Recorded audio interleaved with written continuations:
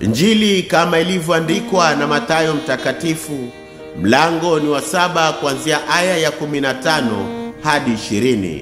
Kichwa cha somo: jihadharini na manabii wa uongo.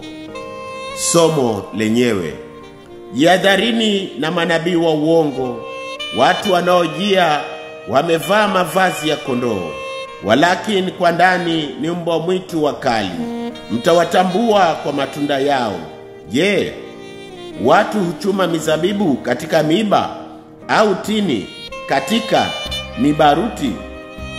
Vivyo hivyo kila mti mwema huzaa matunda mazuri, na mti mwovu huzaa matunda mabaya. Mti mwema hauwezi kuzaa matunda mabaya, wala mti mwovu huzaa matunda mazuri. Kila mti usiozaa tunda zuri hukatwa ukatupwa motoni. Ndiposa kwa matunda yao mtawatambua. Hii ndiyo injili ya leo.